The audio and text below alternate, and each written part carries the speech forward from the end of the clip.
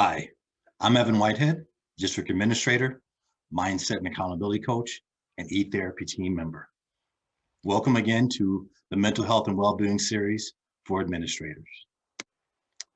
As a reminder, the goal of this video series is to help you be the best version of you, to improve your overall mental health and well-being, give you some practical tips and strategies, talk about mindset, accountability, and mindfulness, and also my 3 B's: balance, boundaries, and breaks.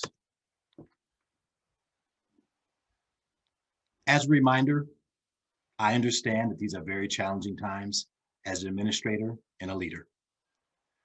Not only do I understand what you're going through, but I also live it day to day, month to month, throughout the school year. These times are unprecedented. We've never seen anything like this. As administrators and leaders, we have multiple roles and responsibilities.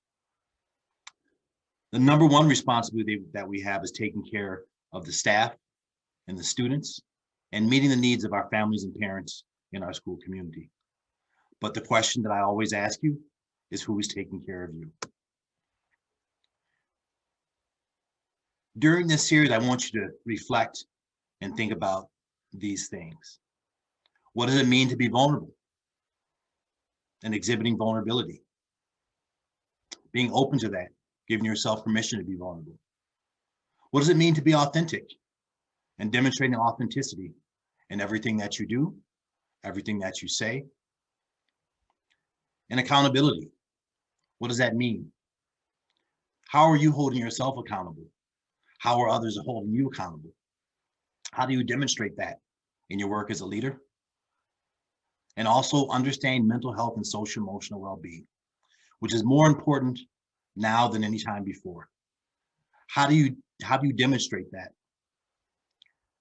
How do you find ways to bring that into your schools and your districts and sharing that with the people that you work with and ultimately those that you serve? So let's talk about balance a little bit. For me, I didn't understand that. Everything I did was an extreme.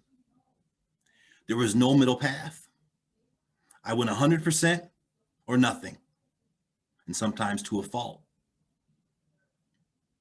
I never thought about truly what balance meant.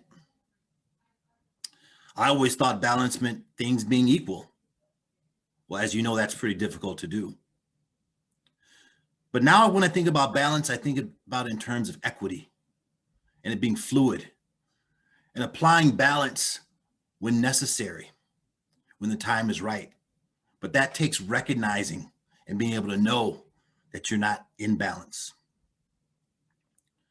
For me, I did all or nothing. I fast-tracked. I thought it was a race to compete, to finish, to do more, to show more. We often do that ourselves in our field, especially on the way to administration. We front load everything. How fast can I finish this program? How quickly can I get this certification? What more do I need to complete my resume, to build it so I can look for that position, that role that I think I want? What does that mean? How much time in my life do I have to give up, or do I even think about it? And for me, I didn't really think about it. I was always going forward, trying to do as much as possible in a short period of time. So when I think about balance, I really think about it differently now. So I would encourage you to do the same. When you think about balance, truly think about how you balance your time, your energy, and your efforts to people, projects, and activities that will reciprocate. Sometimes we put so much into things, and then when we don't get it back, we're surprised. But why? We shouldn't be. Sometimes we expect more of others than we expect from ourselves.